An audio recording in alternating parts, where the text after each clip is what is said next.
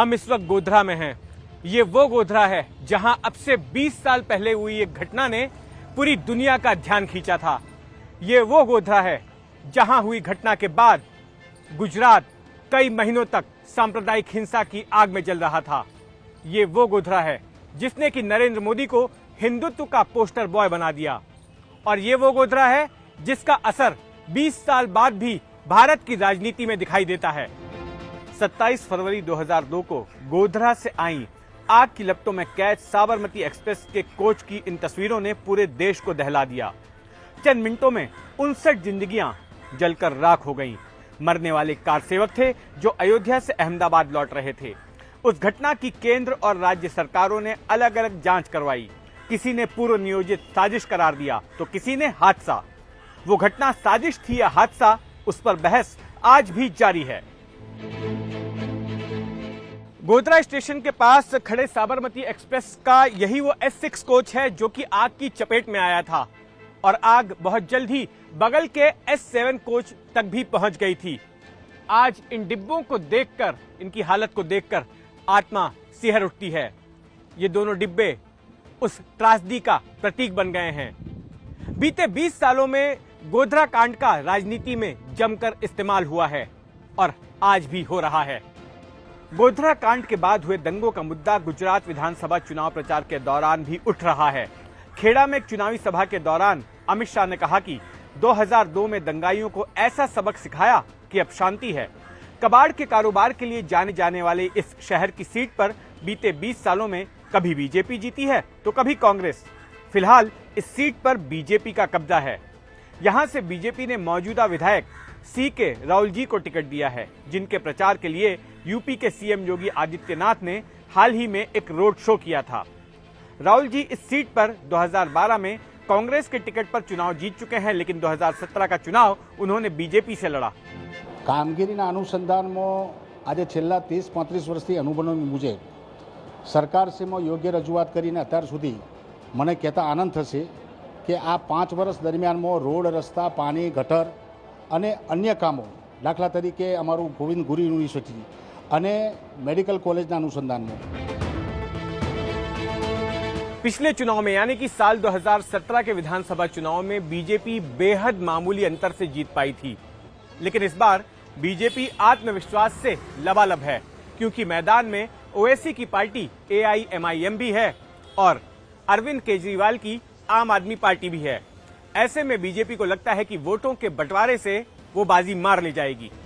इस सीट पर कुल वोटर 2,76,000 हैं, जिनमें से 58,000 मुस्लिम वोटर हैं और 1,66,000 वोटर SC, ST और OBC हैं। असद उद्दीन ओवैसी की पार्टी AIMIM ने गुजरात की जिन चुनिंदा सीटों पर उम्मीदवार उतारे हैं, उनमें से एक ये सीट है। हाल ही में पार्टी प्रमुख ओवैसी ने अपने उम्मीदवार मुफ्ती हसन काचबा के लिए यहां रोड शो किया। हमारे साथ मौजूद हैं गोधरा से AIMIM के उम्मीदवार मुफ्ती हसन काचबा जी। काचबा जी, ये बताइए कि इस सीट पर पारंपरिक तौर पर कांग्रेस और बीजेपी के बीच ही कांटे की टक्कर होते आई है। इस बार आपकी पार्टी भी मैदान में है। गुजरात में जिन चुनिंदा सीटों पर AIMIM चुनाव लड़ रही है उसमें से एक ये सीट भी है और खास करके ओवैसी साहब का खास ध्यान है यहाँ पर। उन्होंने अब से 3-4 दिनों पहले यहाँ पर एक रैली भी की थी। क्या लगता है कि इस बार यहाँ से आपकी पतंग उड़ पाएगी? ऑफ कोर्स उड़ेगी और बहुत ऊंची उड़ेगी। सब लोग मेहनत भी कर रहे हैं, दुआएं भी कर रहे हैं और हमारे गैर मुस्लिम भाई भी हमारे साथ जुड़ रहे हैं, मजलूम लोग जुड़ रहे हैं, तो दम लगा कर उड़ाएंगे। जैसे शिकारी होता है ना, कबूतरों पर, मजलूमों पर जाल बिछा देता है और सारे कबूतर तय कर लेते हैं कि दम लगाकर उड़ना है तो जाल को लेकर भी उड़ जाते हैं। तो चाहे कांग्रेस हो, चाहे बीजेपी, चाहे आम आदमी पार्टी हो, सबको लेकर उड़ जाएंगे। लेकिन ये बताइए कि किन मुद्दों को लेकर आप चुनावी मैदान में उतरे? कौन से यहाँ के ऐसे इश्यूज हैं जो आप उठा रहे हैं इस चुनाव में? यहाँ यानी हजारों लोगों का कारोबार जुड़ा हुआ है और यहाँ पर आने के लिए आप शायद उसी रास्ते से आए होंगे जो आपने रिपोर्ट किया है, नहीं किया वल्लाहु आलम। वो रास्ता यानी आज़ादी के 75 साल हो चुके हैं, अब तक हमें अच्छी हालत में नहीं दिखता है। 12 महीने वहाँ पानी भरा रहता है और वो आता है रेलवे के अंदर। धारासभ्य अगर कुछ मदद करना चाहे, मेहनत करना चाहे, तो वो रोड उसका हल निकाल सकते हैं। हजारों लोग रोज़ाना परेशान होते हैं। ये तो एक इश्यू इस इलाके का है। इसी इलाके में मैं आपको रिक्वेस्ट करता हूँ, इसको ज़रा चलाइए। यहाँ पर हम जहाँ खड़े हैं वहाँ पीछे खाड़ी का एरिया है, वहाँ पर कल हमने जाकर देखा कि हमारे हिंदू भाई रहते हैं बहुत सारे लोग, और उनके आसपास चारों तरफ सिर्फ गंदा पानी ही पानी है, सुपर की शिकायत है। वो लोग बहुत उम्मीदों से उन्होंने हमारे साथ बातचीत की कि भाई अगर कोई भी आए हमको इस परेशानी से छुटकारा दिला दे, उसको हम चाहते हैं। बीजेपी यहाँ पर 27 साल से रूल कर रही है, कांग्रेस ने भी अच्छा खासा यहाँ रूल किया, लेकिन डेवलप जीरो के नाम पर है। और भी कई यहाँ पर, और एक किलोमीटर से भी थोड़ा कम फासला होगा, फाटक है, रेलवे फाटक है, वहाँ पर अंडर ब्रिज की बात है कई सालों से चल रही है। वहाँ पर भी मिनिमम 5-6 हज़ार लोगों का आना जाना रहता है। अगर आप देखें तो रोज़ाना फाटक जो है वो 20 से 30 मरतबा बंद होती है, और कम से कम 5 मिनट भी गिने तो 5 मिनट आप 5-6 हज़ार लोगों का कैलकुलेशन कीजिए। रोज़ाना का 1 साल बिगड़ रहा है, रोज़ 1 साल लोग बिगाड़ रहे हैं मिल मिलाकर। इतने बड़े इश्यूज हैं यहाँ पर। सड़कें हैं 3-3, 4-4 साल से पास हो चुकी हैं, लेकिन जमीन पर दिखाई नहीं देती। ये बताइए, देखिए यहाँ पर जैसा मैंने कहा कि पारंपरिक मुकाबला बीजेपी और कांग्रेस के बीच होते आया है, और पिछली बार भी कांग्रेस बहुत चंद छोटे से अंतर से यहाँ से हार गई। अब आप उतर आए हैं, आम आदमी पार्टी भी है, ऐसे में कांग्रेस हर जगह पे ये आरोप लगा रही है कि AIMIM तो बीजेपी की बी टीम है, वोट कटुआ पार्टी है। असल में उन्होंने ठेका ले रखा है कि हम ही चुनाव लड़ सकते हैं, हम जिसे कहें वो लड़ सकता है। हमारी इजाज़त के बगैर अगर कोई चुनाव लड़ता है तो वो बीजेपी की बी टीम है। आम आदमी पार्टी भी लड़ रही है, वो तो बीजेपी की बी टीम नहीं है, बराबर है। और कई जगहों पर आप ये उत्तर प्रदेश में देखिए, 400 सीटों पर उन्होंने कितने MLA उनके कामयाब हुए हैं, और वहाँ पर बी टीम हमको साबित कर रहे हैं। उनसे अब बीजेपी को टक्कर दे, उनके अंदर बीजेपी को टक्कर देने की ताकत नहीं रही है, तो बहाने तलाशती है कि भाई हमारी हार का ठीकड़ा किसके सर फोड़े। तो उनको बस सिर्फ हम मजलूम नजर आ जाते हैं, और कोई नहीं है बात। कांग्रेस ने इस सीट से रश्मिताबेन चौहान को टिकट दिया है। ये कांग्रेस के घोषणा पत्र का हवाला देकर लोगों से वोट मांग रही हैं। हमारे साथ गोधरा सीट से कांग्रेस की उम्मीदवार रश्मिताबेन मौजूद हैं। रश्मिताबेन, ये बताइए कि किन मुद्दों को लेकर आप इस बार चुनावी मैदान में उतरी हैं? हम इस बार तो महंगाई है, बेरोजगारी है, और खेडूतों को सिंचाई पानी नहीं मिल रहा है, इस मुद्दा को लेकर है। फिर भ्रष्टाचार है। सभी मुद्दों को हम गुजरात के राहुल जी ने जो 8 वचन दिए हैं, वहीं सभी 8 वचन को लेकर हम उपस्थित हैं यहाँ पर। ये बताइए कि आपके मुकाबले में इस बार जो है चौतरफा मुकाबला हो रहा है। बीजेपी है, आप हैं, MIM भी आ गई है, और आम आदमी पार्टी भी है। तो आपको लगता नहीं कि MIM और आम आदमी पार्टी की वजह से जो है आपके वोट बढ़ सकते हैं, आपको नुकसान हो सकता है? नहीं, ऐसा तो कुछ नहीं है, क्योंकि गांव में भी ऐसा कुछ नहीं चल रहा है आम आदमी का तो, और सिटी में भी सब कुछ अच्छा ही चल रहा है। कुछ ही आम आदमी पार्टी का कुछ नहीं चल रहा है। जो आम आदमी पार्टी है वो बी टीम की है, और इसमें तो भाजपा का ही वोट कपाएगा। गोधरा की आग में गुजरात का एक बड़ा हिस्सा झुलसा था, और उस घटना ने पूरी दुनिया का ध्यान गोधरा की ओर खींचा था। लेकिन गोधरा के लोग आज किन हालात में जी रहे हैं, और जो भी अगली सरकार बनेगी उस सरकार से इन लोगों की क्या उम्मीदें हैं, ये जानने के लिए हमने गोधरा के लोगों से बातचीत की। इस बार जो विकास होगा उसके ऊपर ही लोग चुनाव करेंगे, और इस बार रुझान इस साइड जो है वो आम आदमी पार्टी की तरफ है, और मैं एक माइनॉरिटी से हूँ, और कांग्रेस इस बार साफ हो जाएगी।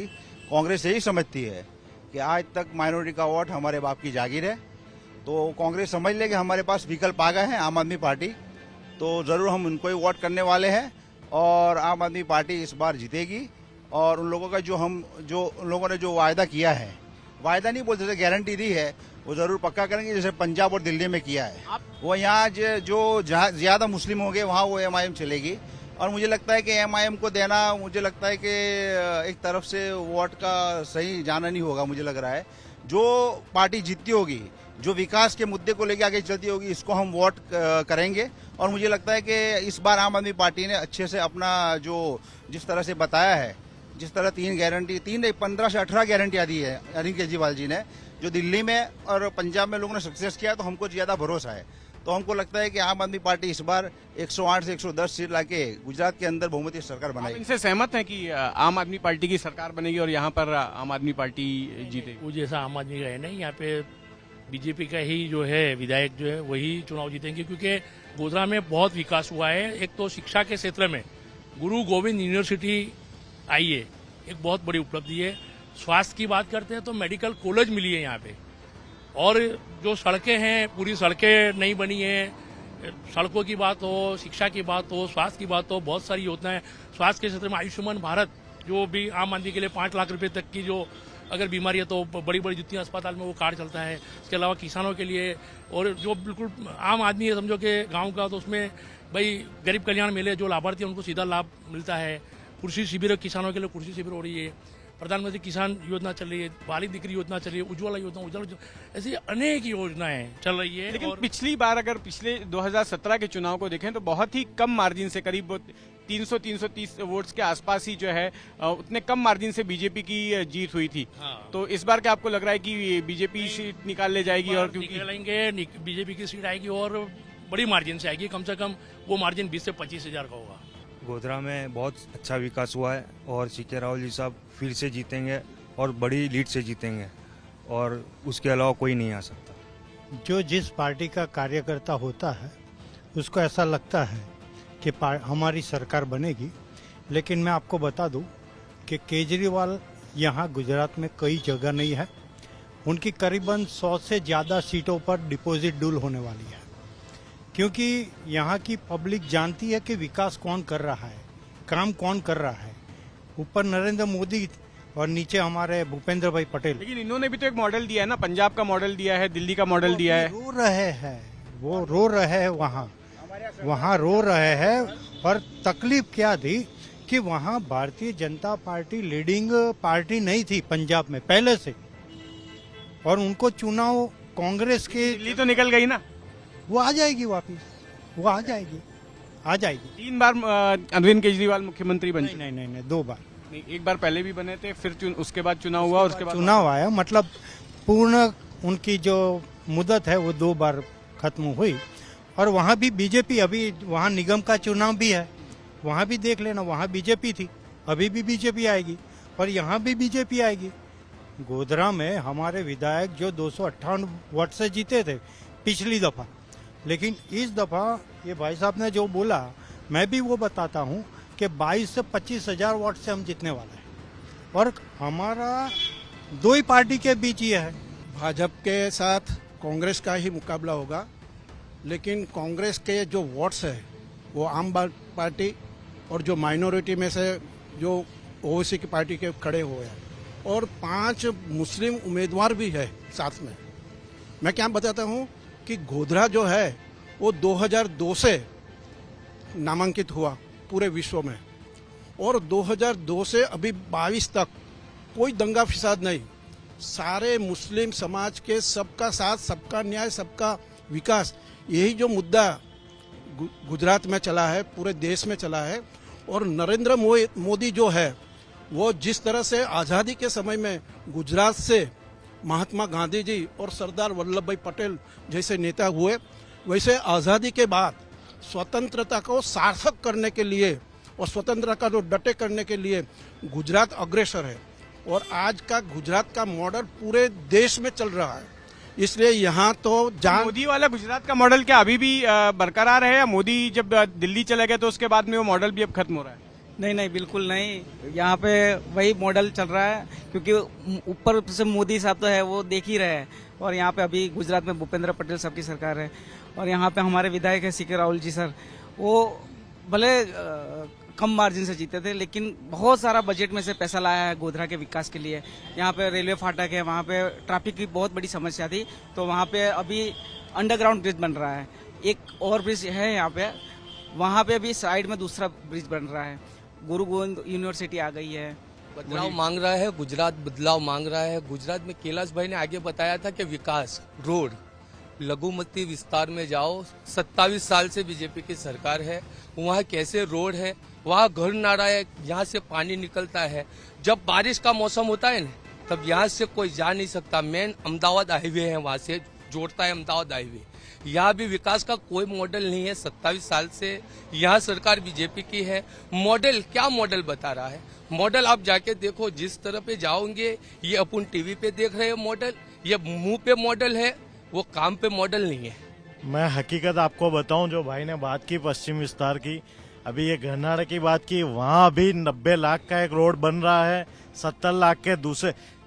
आजादी के बाद ये पहले 2.5 साल है जितना काम इनके एरिया में हो रहा है, आप चेक कर सकते हो। और इस बार चुनाव विकास के नाम पे ही है, वोट विकास के नाम पे भी। हमारे एमएलए ने ये 5 साल में गोधरा और आसपास के तालुका की 1600 करोड़ रुपए की ग्रांट लाए है।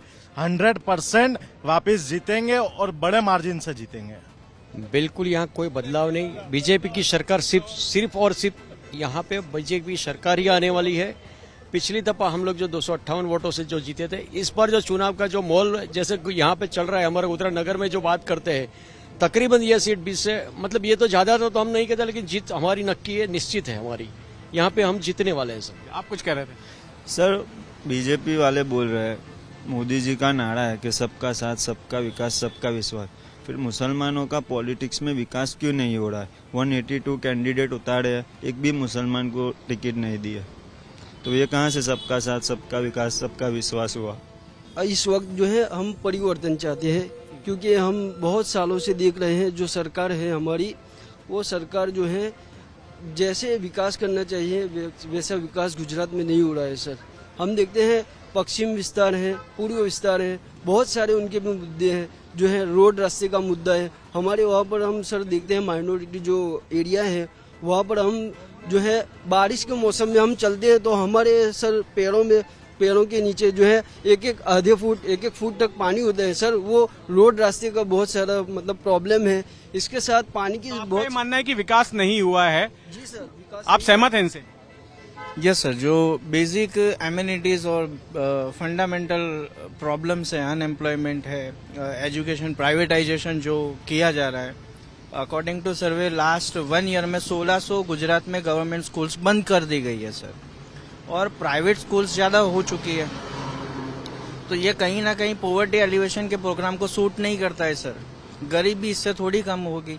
प्राइस राइज है। I am not in favour और against of any party, but I am talking about the unemployment problem, poverty elevation, slum removal of the country, then women empowerment. Okay, अभी सुना जाए तो sir Delhi में हर रोज कहीं ना कहीं रेप किया जा रहा है, मर्डर किया जा रहा है। So what about the women safety? The government is talking about a lot for the child and women safety, but the implementation is not proper. यहाँ पर सिविल हॉस्पिटल है, गवर्नमेंट हॉस्पिटल है, सबसे बड़ा यहाँ हॉस्पिटल है। आसपास के गांव के लोग, सभी शहर के लोग यहाँ पे इलाज के लिए आते हैं। यहाँ पे गायनेक का डॉक्टर नहीं है अवेलेबल, ENT डॉक्टर नहीं है, ऑर्थोपेडिक डॉक्टर नहीं है, सोनोग्राफी मशीनें उसको चलाने के लिए कोई भी नहीं है। आप वहाँ पे जाओगे, विजिट करोगे, जहाँ होगा वहाँ थूका हुआ दिखेगा, जहाँ होगा वहाँ गंदगी दिखेगी। ठीक है, तो ये काफी सारी बातें हैं। जो रोड रास्ते हैं, स्वच्छ भारत मिशन चल रहा है, उसका असर नहीं दिखाई पड़ रहा है यहाँ पर? नहीं सर, उसका बिल्कुल असर नहीं। अभी भी मैं आपको ऐसी जगह पे ले जाऊं जहाँ पे कचरे का ढेर सारा डिगला है, जहाँ तहाँ कचरा पड़ा हुआ है, लोग तंग हो गए हैं, परेशान हो गए हैं।